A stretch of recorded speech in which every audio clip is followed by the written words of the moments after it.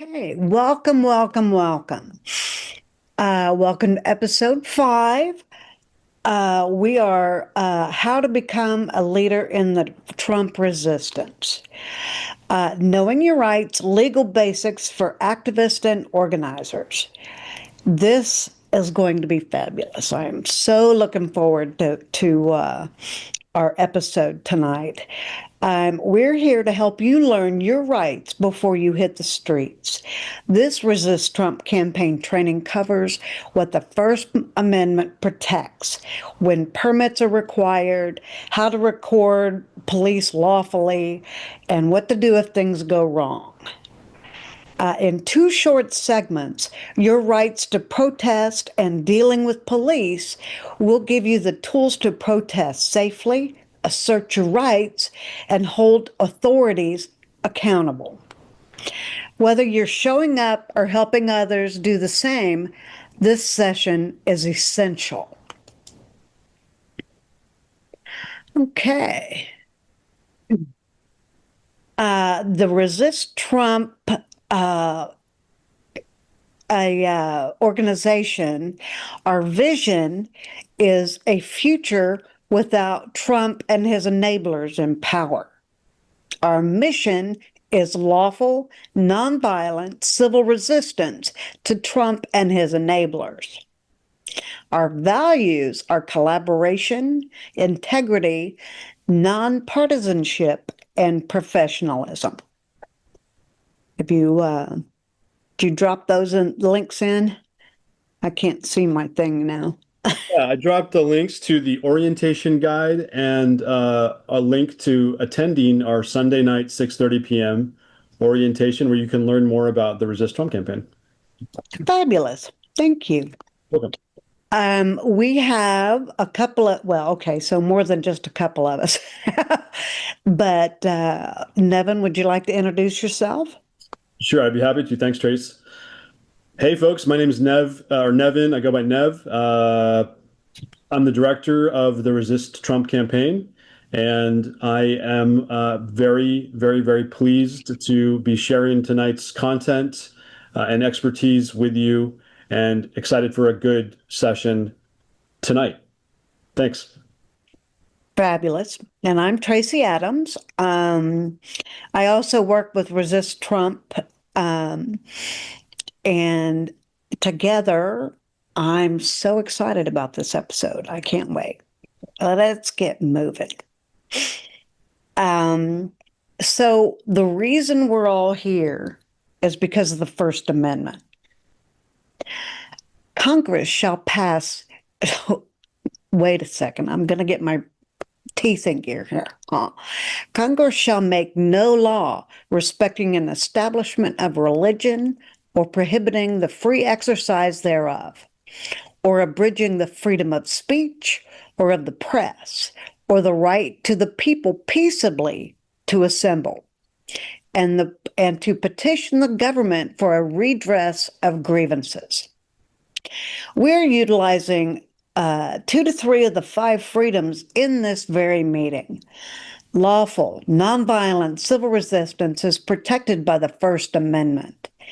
As described in the Foundation for Individual Rights and Education's article here, and there goes the link into the chat.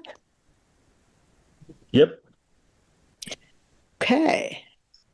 Now I'm going to quit sharing and pass it over to Nevin.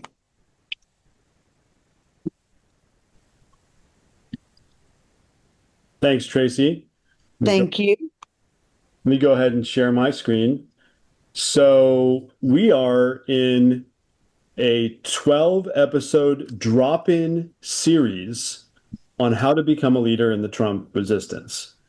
We successfully made it through our first module, L1, where everyone who participated fully would have heard many different perspectives from different speakers over 4 webinars, and then chosen to host a get-together to get them on the journey of becoming an organizing force in the Trump resistance. Now we're about to start the second module, L2, if you would, where this module's uh, goal is to help you become comfortable with running a lawful protest, which is a key element of nonviolent civil resistance. In this module, module 2, we have several webinars. Knowing Your Rights is today's webinar. We also have Using Social Media next week, Staying Safe the following week, and then Taking Action, where we're going to have some experts at organizing protests speak to us before you are invited to run a lawful protest of your own and then submit a reflection to the Google Classroom, which is freely available to anyone who chooses to drop into this course. And the link to that will be shared after or at the end of this webinar in the last slide. Module 3 will involve more advanced techniques to get you on the path to starting what's called a resist pod, which is just like our phrase for a group of people willing to commit to regular actions of nonviolent civil resistance, maybe in your neighborhood, maybe in your city, maybe in your county, something like that. And so we have various webinars that cover advanced media techniques, fundraising, advanced organizing, and then we have our final webinar that will cover some advanced topics around legal and organizational development issues that might come up should you look to launch a chapter of your own.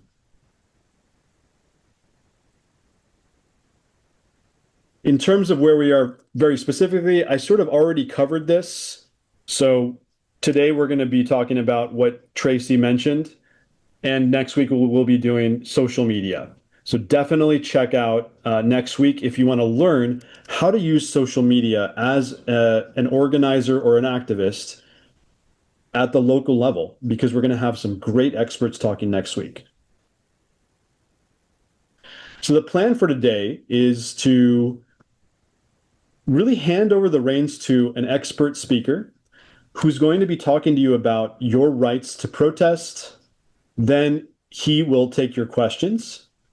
We'll then go into breakout groups where you will be invited to reflect on a question alongside a breakout room facilitator that'll help guide the conversation. And then we'll do a Mentimeter, which is like an interactive exercise on the web. We'll then repeat that sequence of activities with a new content area called Dealing with Police. And then we'll do a closing set of exercises before the end of the webinar. So it's really my pleasure to introduce you to Charles Arnone, who has spent 5 years in the U.S. Navy as a firefighter, and then returned to attend the University of Texas for both undergraduate and law school.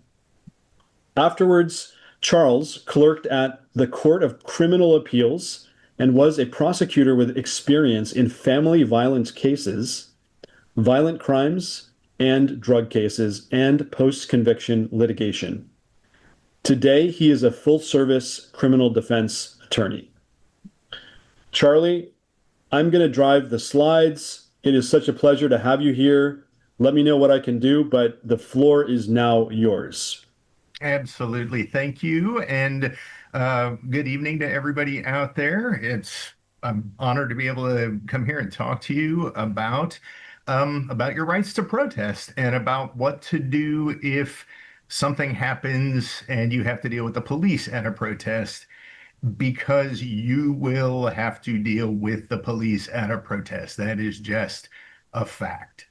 As you as you saw the slide earlier, the Constitution guarantees your right to peaceably protest, to engage in nonviolent civil resistance. The First Amendment says Congress shall make no law abridging the freedom of speech, of the press, or of the right to the people to peaceably assemble. And those are sort of the two big ones, the confluence of your right to free speech and your right to peaceably assemble, your right to address the government for redress of your grievances. This is what protesting is about. It's not commonly known, but the Texas Constitution actually also enshrines these rights for us, as much good as it may do us. Um, Article 1, Section 8, and Section 27 provide for the liberty to speak, write, or publish opinions on any subject and the right to assemble. So with those things in mind, when and where to protest, the general, approach is you want to be seen. You come and you want to be seen. And so your First Amendment protections apply very strongly in certain places. Thank you, Deb.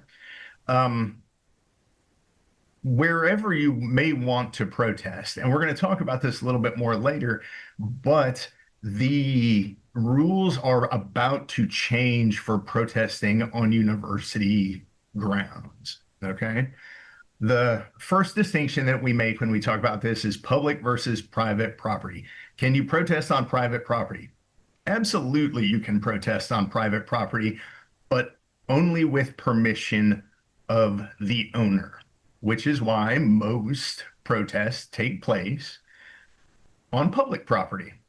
Here in Austin, we commonly have rallies or have marches at the Capitol. It's a big public place. It's the right place to do it to get the attention of lawmakers, and it is public property. There are certain rules. They have rules for the use of Capitol grounds. I'm involved. I haven't been involved in permitting anything there, but I know that, Nev knows a good bit about it and other groups here going on to get sound equipment and to get so on. So if you're thinking about protesting something that is otherwise private property, you may not be able to do it. You can if they let you, but you can't if they don't. And Texas has a lot of very strong pro-private property attitudes, as you may be familiar with them.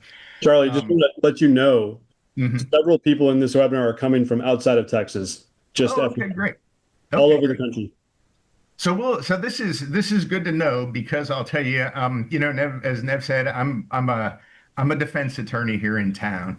So I'm very, very familiar with how things work here. A little bit less familiar in other places, but the constitutional ramifications are going to be the same no matter where you are. Okay.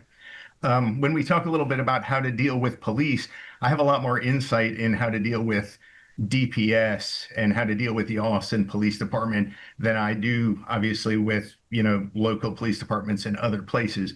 But the constitutional implications for your free speech are going to be the same no matter where you are.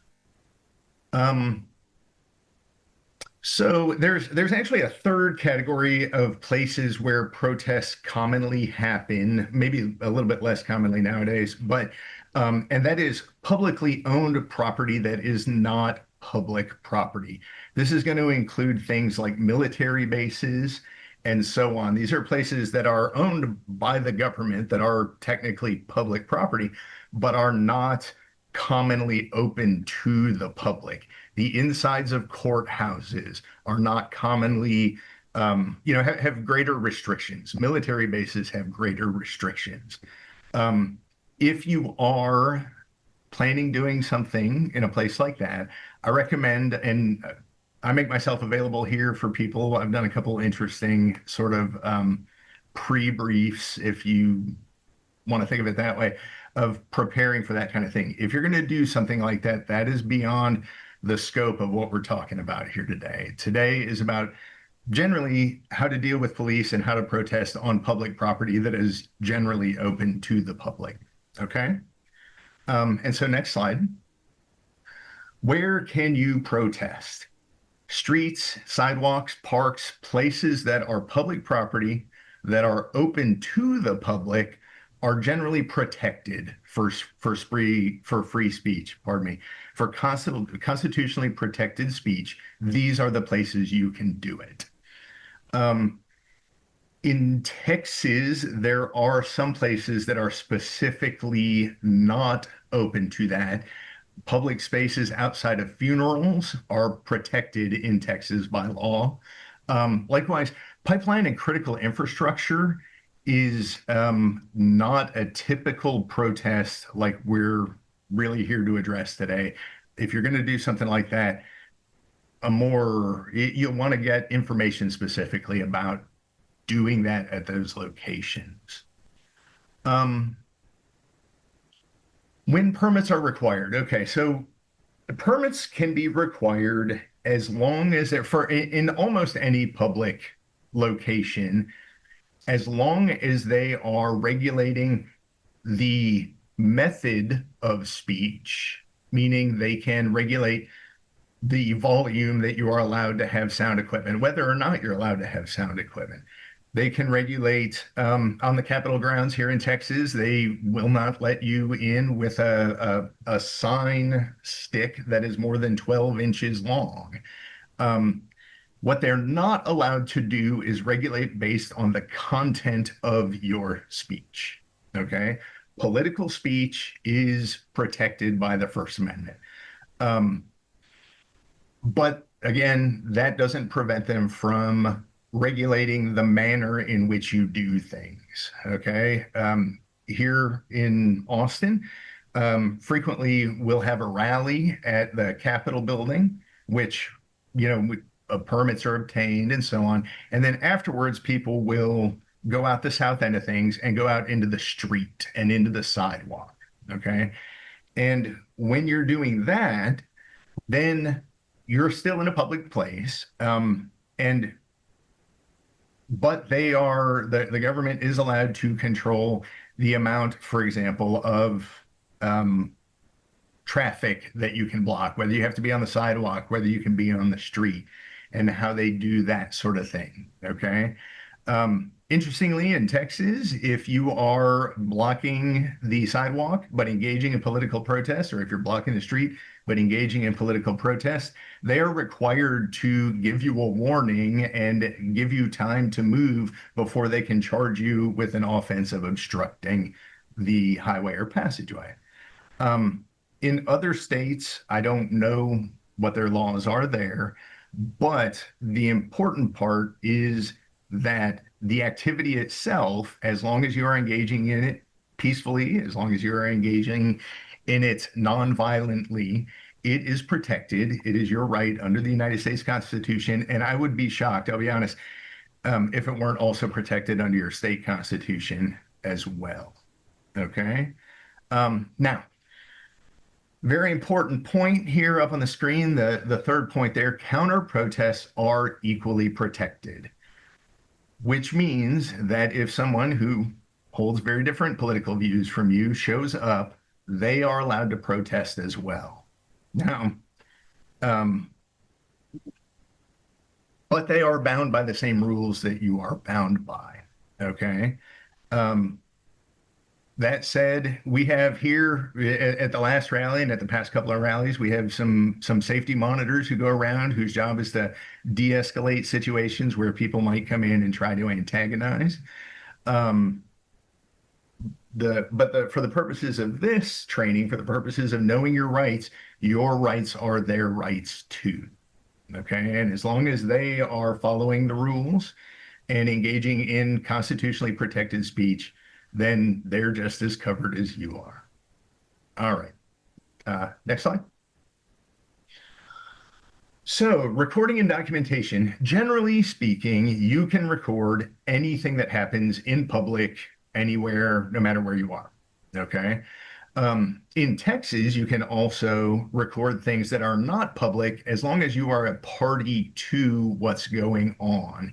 This is Texas is what we call a one-party consent state, and it includes recording even phone calls. If I make a phone call to someone else and I consent to it being recorded, I can record the entire exchange. Again, there are certain restrictions on this. In Texas, very famously, upskirting is technically you're in public and otherwise could be recorded, but that sort of thing is prohibited by law. This includes both audio and video, photographs, whatever you may have. If it happens in public, you can record it. Likewise, if you are doing it in public, someone else can record you at the same time. One thing to be aware of when recording police, and we'll talk about this more in the second bit, is that many states have laws pertaining to how you can record police when things are happening in public, and they are all very well trained on the law as it pertains to them, and they know how to, not that they don't ever cross the line, obviously it happens all the time, but they're also trained on how to come up to the line without touching it, or without crossing it. What I mean when I say this is, if you are recording the police at a protest, for example, if someone is being arrested, they know that they can form a wall of officers to prevent you from filming it as much as they can. Okay. And they know here in Texas, especially, and in other states that have similar laws, they know that you are not allowed to get so close to the arrest as to be interfering in it. Okay. And when they put those two things together, they will, and they do use that to their advantage to inhibit recording as much as they can. Okay. That said, bullet point number 2 here, police cannot lawfully seize your footage without a warrant or delete it. However, bearing that in mind, if you are arrested, your phone will either go into your property or will go into evidence, depending on why you've been arrested, which is to say, no matter what happens, you will not have access to it for some amount of time, depending on exactly what happens. So if you are recording, if you are engaging in your civil right to record and photograph in public, and you are arrested, your phone will be seized. Either the footage will be stuck on your phone or other camera, whatever you're using, or if you're live streaming or have some other, and that's really where I'm going is here, be aware of other ways to record using your phone. There are apps that live stream, there are apps that upload immediately, because in your worst case scenario, if it's taken into evidence, you could be without your phone for months to a year, and that evidence will not be available to you during that time. So they can't seize it, they can't search it, or they can seize it, they can't search it, and they can't take the footage from you, but that doesn't mean you'll have access to it in the meantime. Okay, so be aware of that as you're dealing with them. All right, next slide. All right, so quick recap and common questions. How are we doing for time? I think in terms of presentation time, if you take about 2 minutes before we go into Q&A, that'd be probably good. Okay. All right, great. So the answer to this, do you need a permit? Generally speaking, you don't need a permit, but for certain activities, okay? Can you live stream? Yes, you can live stream. And now, because we've only got 2 minutes to talk about college campuses, the answer is college campuses have traditionally been public property that was also, generally speaking, open to the public. Here in Texas, SB 2972 will go into effect on September 1st. It is an attempt to limit, and the way they do it is really terrible if you read the text of it, but it will limit the ability to protest on campus to students and employees only. There are a bunch of other restrictions, including time and noise level restrictions. And the way they've written it is interesting because it might also prevent people from cheering at the football games if they're nighttime games. So just as an unintended consequence of the way they've written something about emotional displays after certain time frames, we'll see how that goes. It's clearly an attempt to minimize the amount of participation available on campus from outsiders. All right. Q&A, I guess? Yeah, that sounds great. Thanks so much, Charlie. Really enjoyed your presentation. Although your volume is still a little low, and Is it really? people have been mentioning that in the comments as well. Just FYI. So I think that it's probably fine when you're talking, but if we're both talking, I'm probably like blasting out of their speakers. So apologies, everyone. So please do feel free to submit your questions to Charlie in the Q&A, which you should be able to find in your menu. Just if you click more under Q&A. I'll try and kick us off with questions. I do have a question, Charlie, which is, are bullhorns amplified sound, and do you have a constitutional right? You can see the bullhorn over my right shoulder over there. Do you have a constitutional right to a bullhorn? So, funny story. I went to the very first veteran-specific march. As you said, I'm a 5-year veteran of the Navy, and we had a veteran-specific rally out in front of the Capitol. And I went and bought a bullhorn immediately after that because there was no amplified sound there. And finally, somebody produced a really small one. And I was like, that's not going to happen again. Like, we're going to have a real bullhorn next time. And then I found out, I was like, I'm going to buy the nicest bullhorn. And then I found out it's like $500, the nicest bullhorn. So I went and bought the second nicest one. Anyway, is the bullhorn amplified? So the short answer is probably yes. Okay, but most permitting and is done on the basis of sound systems, at least that I've seen. And I don't know that it counts as a sound system. Um, that said, if the bullhorn doesn't go above a threshold for a noise ordinance, I think you're going to be okay. You know, here in Austin, I would say APD would definitely not mess with you. DPS are a little bit more heavy-handed sometimes, but does it count as amplification? Probably it does. Thanks for that answer. I appreciate it. I can recall that I had an interaction at a Tesla takedown that I emceed a protest for, where the police officer who came to introduce himself at the beginning of our protest, I think because he was interested in kind of assessing the situation and making sure everyone was being safe, looked at the bullhorn. He was like, "I'm not sure about the bullhorn." I was like, "It'll be all right." And we kind of had a little interesting little exchange there.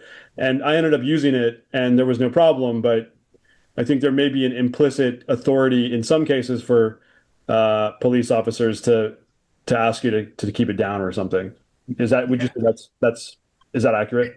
And that's really the thrust of what I'm trying to convey there is that um, a bullhorn is probably not loud enough on its own to be a violation of anything but a permitting issue at most. Does that make sense? Yeah, it does. Thank you.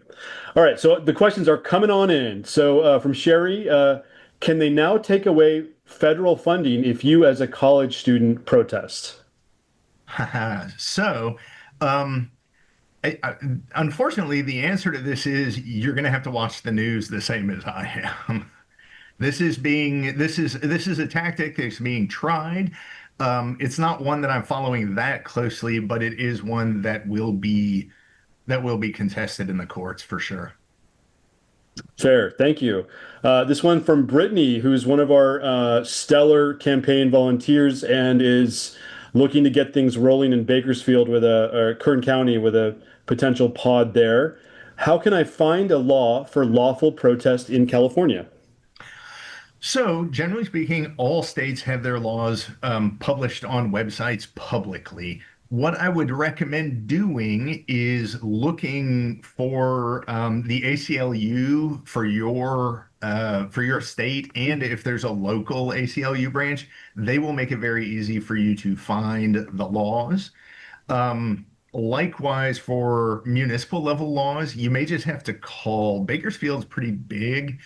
Um, it's not like a small town. They will also have a law library, I would bet. If they're not the county seat, they may not, but you can always find things. There's public law libraries in all 50 states. Fair. Good exchange there. Thank you for that. From an anonymous attendee, what to do if police or ICE escalate the situation, and even if you de-escalate, what happens if they still arrest you? What if police also surround and trap protesters and you can't leave? I don't know if you're going to be addressing this in your next segment, but So this is actually a better question for the next segment. But and sort of do we have a second? Can I answer it now? yes, sure. Okay. So what's going to happen, and we'll talk about this in the next one. What if ICE or whoever escalates? Okay. The answer to that is if you are exercising in a peaceable manner your constitutionally protected free speech rights, you should not be arrested. However, wrongful arrests happen every day. Wrongful arrests happen even when there's no protests going on, right? And they happen all the time at protests. We'll talk a little bit about that. In the end, what I'm going to leave you with is a thing that we say you'll beat the rap, but you may not beat the ride. Okay, and we'll talk about that a little bit during our next segment. As far as how to defeat kettling, and or how to get out if that's actually a little bit beyond the scope of what I know how to do. That's sort of a tactical decision. Um, but the deal is anybody who's arrested will then anybody who's wrongfully arrested would be well advised to follow the advice that we're going to go over in our second segment and just be ready, be ready to deal with the police in a confrontational way. Excellent. Thank you again. I think we are now at the end of our Q&A, and I will transition. Thanks again, Charlie, for that excellent presentation. We are now going to do a series of breakout rooms or a collection of breakout rooms where we're going to be inviting all of the folks who are attending to consider the question, what's one thing you learned today that surprised you about protesting? So for the Menti exercise, if you want to pull up menti.com on your phone or browser in a different window, then you can go to menti.com and then use code 44879487. That's 44879487, and it'll give you a chance to answer the question that you see on the screen. So let's wait and see what people do if they are doing that exercise. I'm also going to type in the code 44879487.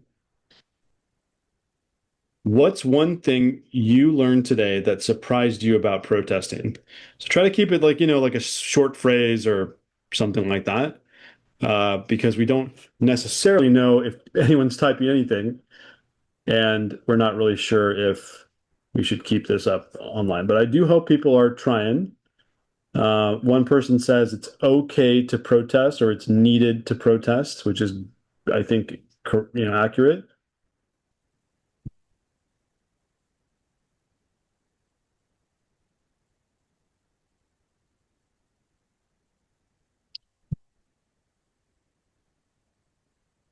Maybe the question wasn't very good. I don't know who made up the question. It wasn't me.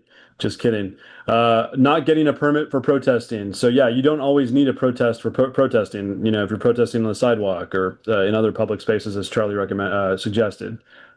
The locations that are considered public, maybe that was surprising to some people. Free speech, making police aware ahead of time. Right. Sometimes that may be necessary depending on the location, I believe. Permits may be necessary in some cases. And in some cases, I think that was actually a very interesting conversation that Charlie led around, the fact that you might lose your phone for a period of months if it's confiscated by the police. You can get a sound permit in advance for a bullhorn, amplified speaking. Okay, great. Thanks for the comments there. That's fantastic.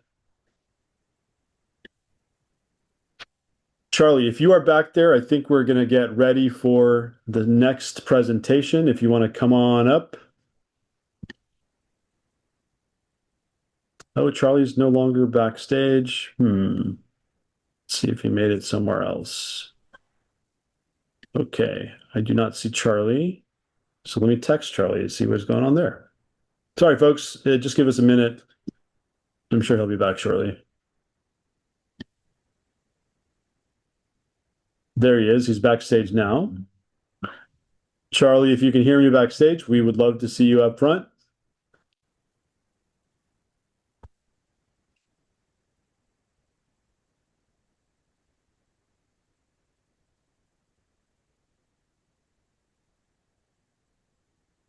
I'm going to go backstage and just check and see what's going on. Okay. So let's see what we've got. Oh, there's Charlie. All right. Are we any better on the sound front now? We're not. Sorry. Braden said it was better in the back, so I am not sure what's going on. All right. Well, am I intelligible at all? You are. It's about 50%, maybe 60%. I think as long as you're talking, people can probably turn the volume up, and I'll try not to interject so that it confuses the volume settings. Okay. All right.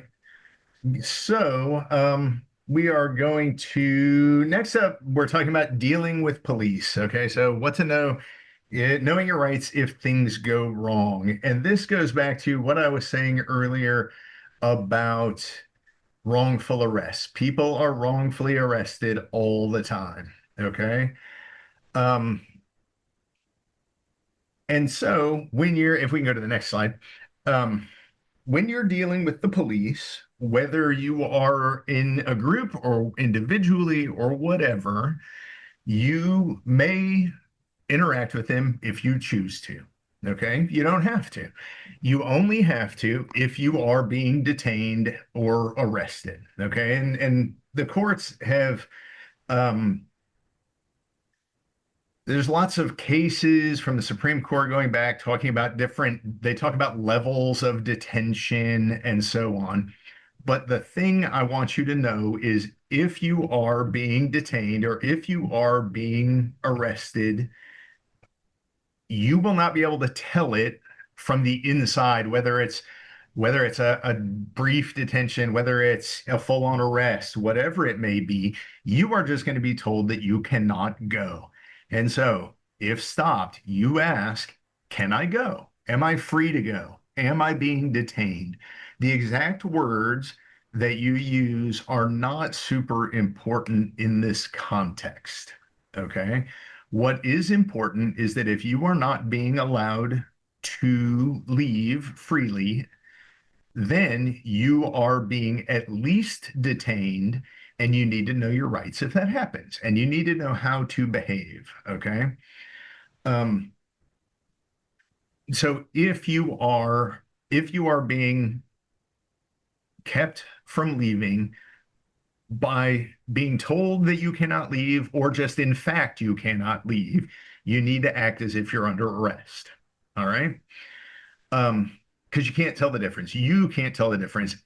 The cop, honestly, a cop on the scene will have some training on it, but probably won't be able to tell the difference himself. All right. So ask if you are being detained. Ask if you're free to go. Ask if you can leave. If the answer is not yes, you are free to go, then you are being detained and you should assume that you are being arrested. If you are detained, so the next point is it says if detained or arrested, stay silent, request a lawyer. All right. So there's a couple of recent court cases dealing with this, and I'm going to say it says stay silent, but staying silent is not enough. All right. There's recent in the big scheme of things, Supreme Court case that says if you invoke your right not to incriminate yourself, if you invoke your Fifth Amendment right to remain silent, you have to tell law enforcement that. Otherwise, they can't make you speak, but otherwise it can be considered consciousness of guilt if you just clam up and don't say anything. So if you're going to, and when the time comes, for some of you, it will come, perhaps for all of you, when the time comes, you say, I am invoking my right to remain silent. You tell them And it seems oxymoronic when you look at it that you have to say, I am being silent. But that is the effect of what the courts have said. Okay. You have a right to remain silent. You must invoke it. Now, you also need to demand your lawyer.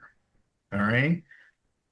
You say, I also, yeah, I want my lawyer. I mean, it's real simple. You say, I want my lawyer. In some ways, the Sixth Amendment is stronger than the Fifth Amendment. The Fifth Amendment allows you not to incriminate yourself. It means you don't have to tell anything to the police or to the courts that may get you in trouble. All right. But because of the way that the courts have interpreted it, you have to invoke it first off. And it is very, very simple to, I'm going to say, revoke your invocation of it, right? If you say, no, I am invoking my right to remain silent, they can continue to ask you questions. You can continue to remain silent, but they can continue asking you questions. And if you answer one of their questions, that has been viewed by the court as going ahead and no longer invoking your right. Okay. You would then have to re-invoke your right afterwards, which again seems wrong-headed, but that is what the law says. Invoking your right to a lawyer under the Sixth Amendment. Okay, so you have the right to counsel under the Sixth Amendment, and invoking your right to counsel under the Sixth Amendment means that law enforcement is supposed to stop questioning you immediately and not initiate any further questioning until you have counsel present. Now, you can waive this right as well after you've invoked it, but the difference is you have to actively waive this right once having invoked it. Whereas if you invoke the Fifth Amendment, you say, I'm invoking my right to remain silent, and then you talk anyway, you have just waived that right, and now you're talking. Sixth Amendment right to counsel attaches, and then you would have to say, you know what? You would have to actually say, you know what? I changed my mind. Let's talk. They are prohibited from continuing to question you once you have asked for your lawyer. Okay. So what to take away from this is invoke the Fifth Amendment. Absolutely do that. But also invoke the Sixth Amendment. Now I'm going to tell you because I get this question a lot. So preemptively, one of the FAQs is you don't have to have a lawyer on retainer. You don't have to have met with a lawyer. You don't have to know a lawyer in order to say, I want my lawyer. Okay. They are required to provide you one if you are charged, and they are required to do it before initiating any further questions once you invoke that right.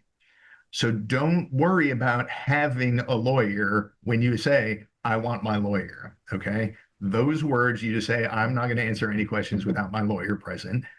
And that should, if they're going to follow the rules, that should shut them down. Okay. So in that sense, the Sixth Amendment right to counsel is a stronger shutdown on law enforcement than the Fifth Amendment is. But in the end, you must say it. You must say it clearly, and then you must follow up. You must act on it. Okay. If you claim the Fifth Amendment and then you talk to him anyway, that's not going to save you anything. All right. So if we go to the next slide. What to do if arrested or harassed? Okay. Don't resist. Don't resist. There may be a time there are plenty of places throughout time and history for resisting arrest. Lots of people have done it, but it can lead to charges. And as long as you're trying to avoid that, just do what they say. Okay. Don't consent to searches. So if you are detained or arrested, you can be searched regardless of whether you consent to it or not. All right. But if you don't consent to it and they're wrong about your status, about whether you've been detained, whether you've been properly detained, and so on, then any evidence that they get from it, your lawyer can fight that later.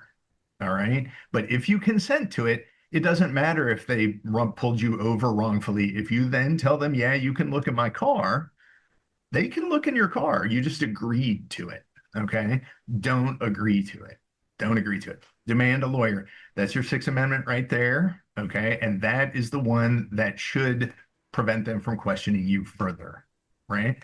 State that you're invoking your right to remain silent. This is, forget how long ago this case came out that the Supreme Court said, no, if you're going to remain silent, you have to tell them that you're going to be silent. And then what to do if arrested. This last one here is the thing that I want everyone to pay attention to. Okay. If you are arrested, if you're detained, then they'll cut you loose. Okay. And they can detain you even as a witness, right? They have the power to detain witnesses to crimes. You don't have to actually be involved in the crime. But if you are detained, they'll cut you loose relatively quickly most of the time. If you are arrested, be prepared to be in jail 24 hours. I've had numerous people here. I'm available to help all kinds of protesters. And even if I became overwhelmed with it, I have other defense attorneys who believe as I do and will help people, pro bono for this kind of thing. But I'm not going to feed your dog. Okay. I'm not going to tell your boss that you're not going to make it to work in the morning. You're not going to be able to call me for several hours after you are arrested, perhaps as many as 10, So be prepared to be in jail for 24 hours. Don't write my phone number on your arm. Write your partner's phone number on your arm, or your mom, or somebody who's not going to be there at the protest, and then give them my phone number. Okay. Because they'll be able to take care of your life for 24 hours, and I'm only going to be able to help with the court parts of it. Okay. Next slide. All right, documenting misconduct. So this is, you want to gather all the information that you can, right? Writing down badge numbers, taking photographs. If you're already running video, if you're already running audio, getting witness information. If you are protesting with a pod or with a group of people that you know, maybe you have witness information already, okay? But if you are wrongfully arrested, or even if you are, any kind of misconduct, we're talking about documenting misconduct here, any kind of misconduct by the police, whether against you or another person, puts you in a position of sort of investigating yourself. So in that sense, you want to think of the things a street cop would do if he saw a crime, because what you are is a private citizen witnessing a crime being committed by law enforcement. Now, this comes with other difficulties, but getting the information and getting it away from the police and you having access to it are the goals here. Okay. If it's in your hands and if it's in lots of other people's hands and not in their hands, then you have a better chance of putting it in front of the appropriate audience. Okay. So we have here save video securely, but really save the video securely, or have it, use a recording app that uploads it off-site immediately or whatever. But that's the best way to document it, because as we recently saw out of Jacksonville, what the police body cams show you is not necessarily what happened even remotely. So I feel like we missed a slide. Like I may have missed a slide there. Let me take a look here. Now this is misbehaving.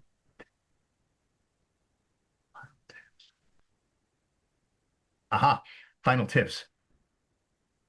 All right. So final tips, carry ID if possible. This is this is good advice, but not legally required under most circumstances. In Texas, you are legally required to carry your actual physical driver's license with you when you are driving. You are not legally required to at other times. You are required, however, to identify yourself to police. Now,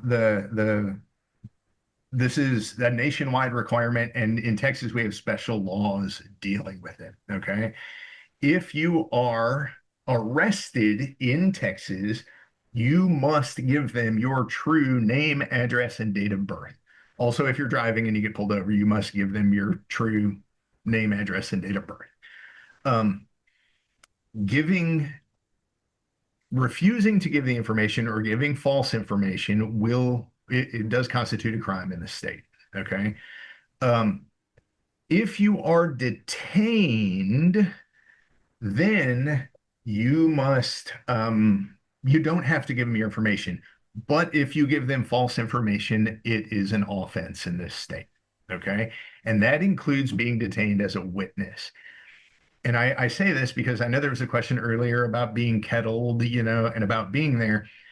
And even if you are not, even if you don't throw a brick at something, if the police can show that you were a witness to that, then they can detain you regardless. Okay. And going back to sort of the theme of this, people get wrongfully detained all the time. That is when it is most important to know your rights, is when you are being unlawfully detained or unlawfully arrested. Use a rights card on your phone lock screen. More about your phone lock screen. Do not, when protesting, if you have anything on your phone that you don't want the cops just trolling through, do not use your fingerprint ID or do not use face recognition to unlock your phone. The courts have said that if you have a combination on your phone, the police cannot make you tell them the combination to the phone. But if you use your fingerprint to unlock the phone, they can absolutely just hold it to your finger and unlock the phone that way. Okay. Now that doesn't mean they can just search it because you have your fingerprint on it. But if they get a warrant, it makes it that much easier to get into your phone. Likewise with Face ID. Okay. It does not, having these enabled on your phone doesn't give them carte blanche to go into your phone. But if they get a reason to go into your phone, if they get a warrant to go into your phone, it makes it that much easier to get into your phone. So my advice is just when you're at a protest, whether you're hosting, whether you're participating, whatever, just turn off the Face ID, just turn off the fingerprint ID, whatever you got. Okay. And again, know who to call. The person to call is the person. I say this sort of glibly. The person to call is the person who's going to feed your dog. Okay. The person who's going to tell your boss that you're not going to be in, the person who is going to call me. Okay. Or call whoever else may be appropriate. Right. But if you are wrongfully arrested, expect to spend 24 hours to 48 hours without being able to, not necessarily not able to contact anybody, but without being able to go about your daily business. You're not going to water your plants. You're not going to feed the fish. Okay.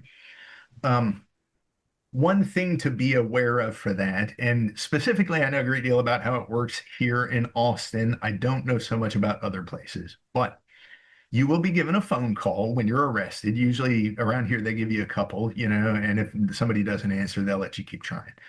And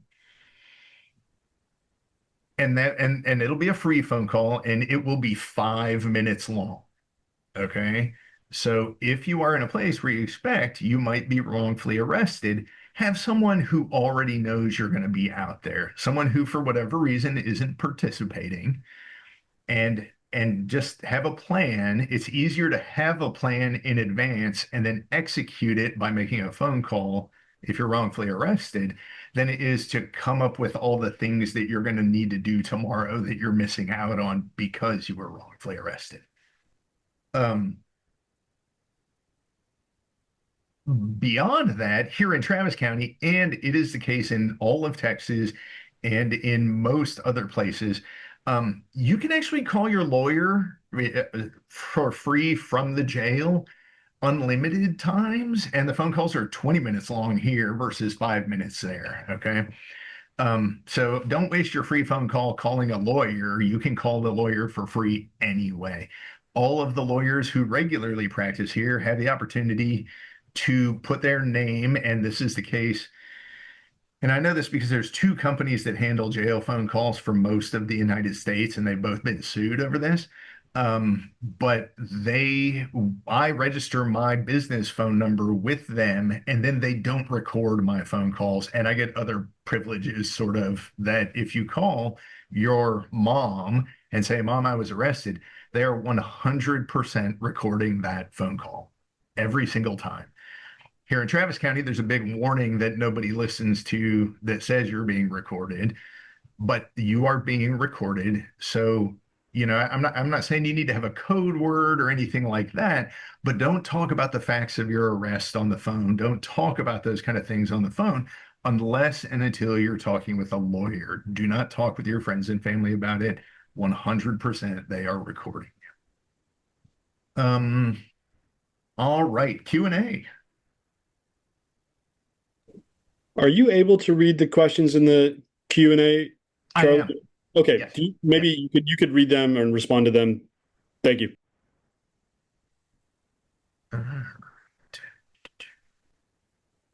Pull up here.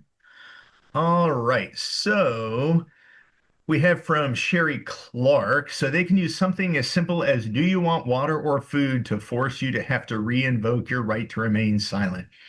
So no, well, strictly speaking, no. Strictly speaking, that is not a question that it is pertinent to the case. Okay, invoking your right to remain silent prevents or means that you're not going to answer questions that might incriminate you. Okay, asking you for food or water doesn't necessarily mean that you're giving up your Fifth Amendment right that you've invoked.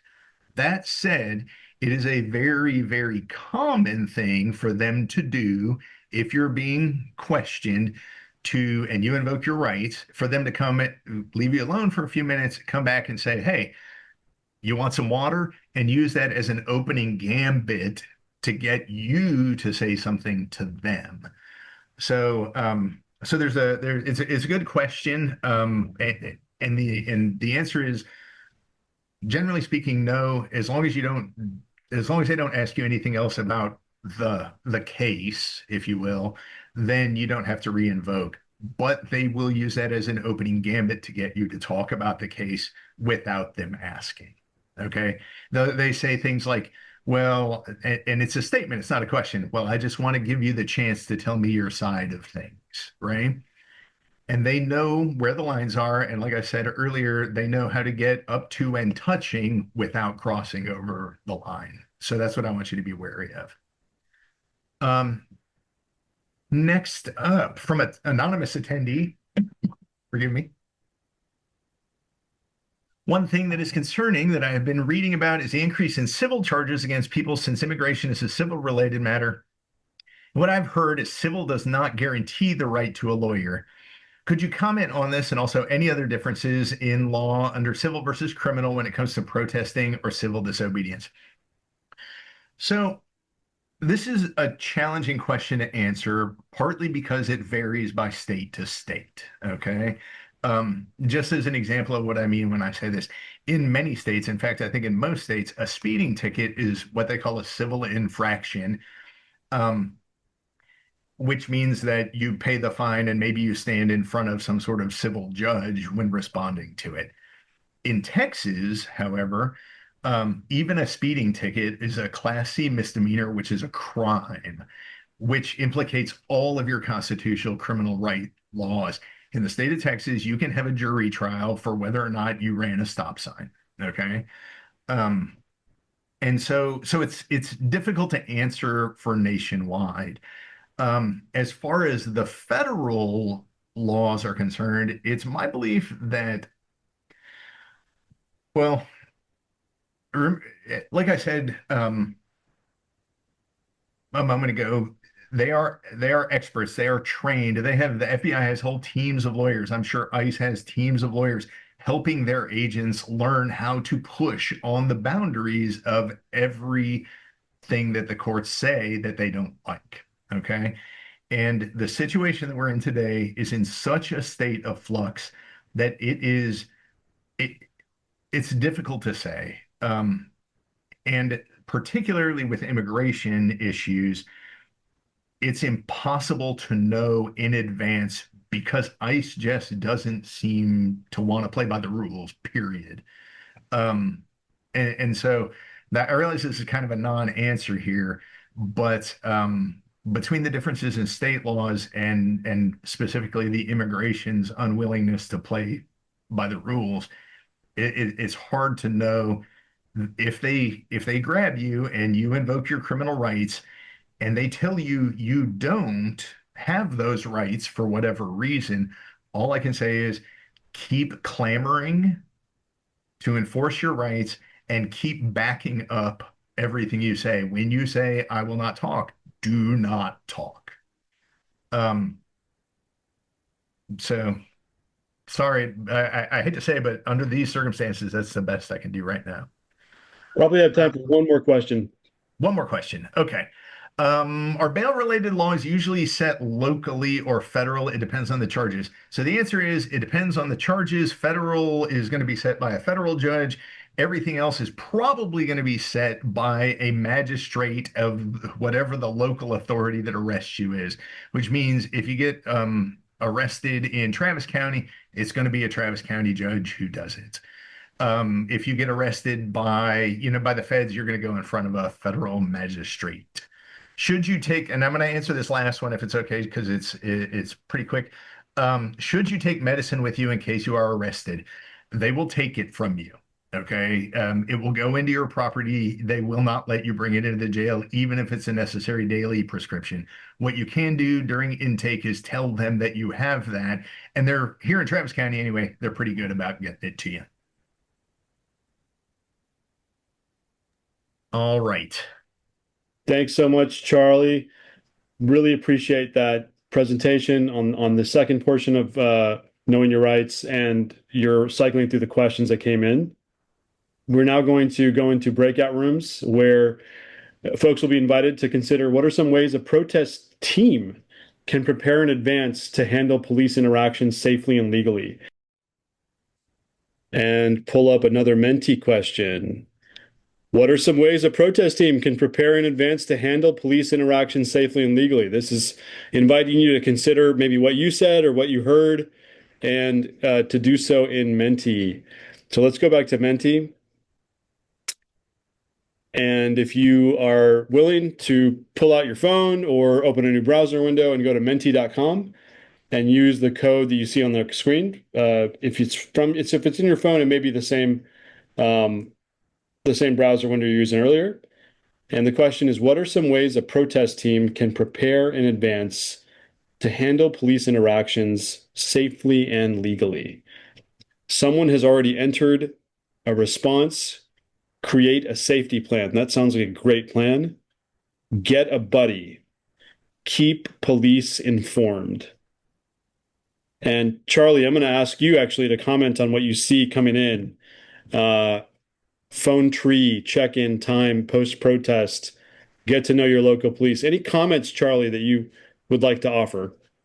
I think that all of these are good. Advanced training, great. This is one of the things that actually I'm involved with, and part of how I met Nev is at our local protests. We're called safety monitors or de-escalators. We had some great advanced training, de-escalation training. At the most recent thing, the police actually sent out a special unit, and the first people they came and talked to was we're the de-escalators. Um, I mean, this is, yeah. have a prep brief, have a briefing and a debriefing, I would say as well. Nice. Bring water, eat ahead of time. Ask the news reporter. Have a list of your rights and rules for interacting with police on your person. Love the ideas, and thanks for everyone for participating in that exercise. It was really nice to see your thoughts there and to get Charlie to react to them. So thank you for that. Looking ahead, let me actually just pull up one other thing that I have on my side. Looking ahead, we wanted to invite you, as usual, to go to the Google Classroom, which I will add the links for in the chat, unless Tracy, you've already done that. Yep, I don't see it there, so I'm going to put them all in. Go to the Google Classroom and engage there. We have some questions for you after today's presentation that just got released to just kind of help you reflect a little bit on what you're learning. Come on through to Leadership Lab, which is sort of like office hours for this leadership series. You can, even if you've never been there, just come on in. You're welcome. Jump into the Discord. That's where we've cleaned up the Discord recently, and now it's looking nice and spiffy. And it's really clean and really streamlined. So come on in and get engaged in an online community that is very vibrant. And then also, we have a lot of room in this webinar, and this movement needs to grow, right? It's only going to succeed if we reach that 3.5% that Erica Chenoweth has shared with us is a critical metric for the success of nonviolent civil resistance movement. So you might have some friends who are on the fence or some friends who are excited to jump in. Bring a friend or share a link for the next webinar with them, because that'll go a long way in helping to get to that number, helping us reach our goal of a future without Trump and his enablers in power. Nevin. Yes. We've had a request earlier. Would you please turn back on the chat? Oh, Because there's some people who have some stuff to say to the group that I think might be helpful for the whole group. happy to. Yeah, here we go. Okay, chat's on. I'm going to keep talking, but feel free to drop your thoughts in the chat.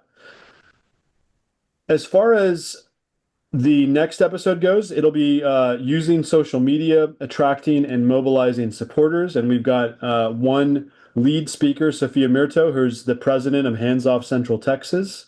And we've also going to have a couple of speakers talk about platforms like Blue Sky, Facebook, TikTok, and other platforms that you may be interested in using while you are organizing in your local area. I can tell you, as an organizer with Resist Austin, which is the other hat that I wear, in addition to my work with Resist Trump Campaign, I do manage the social media accounts, and they're incredible ways to connect with people and bring people into your movement, relay critical information back to them, and have like an ongoing dialogue electronically in between protests and other in-person meetings. So definitely check out the next website and the next episode and tell your friends. Finally, we are on all over social media. We're on Facebook, Instagram, YouTube, Discord, Meetup, and Blue Sky. So do check them out. And I think that's all we've got. Tracy, you got any last final words? See y'all next week. Sounds good to me. Thanks, everyone, for coming through. And thank you again, Charlie, for your great words. Thank you, breakout room facilitators like Carolyn and Braden, for showing up and for helping us out in such a great way tonight. And then finally, thank you, audience, for coming tonight. We really appreciate that you took the time to do this, and we're excited that you're getting integrated further into this important work. Have a good night.